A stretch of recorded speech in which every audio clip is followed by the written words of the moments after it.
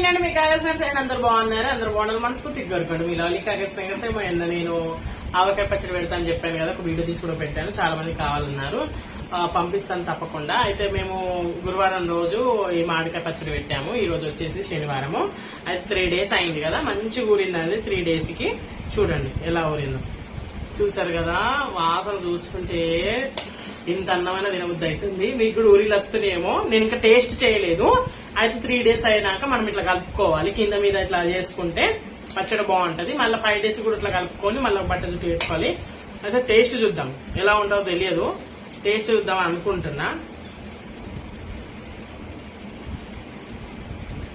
బా ఎంత బాగుందంటే మటన్ కూడా పనికిరాదు, అంత బాగుంది. మీకు కూడా ఊరిలు వస్తున్నాయి అనుకుంటా. ఎవరికి కావాలో చెప్పండి, పంపిస్తా. ఎత్తలేదమ్మా 250 కాయలు. అమ్మో బాయ్.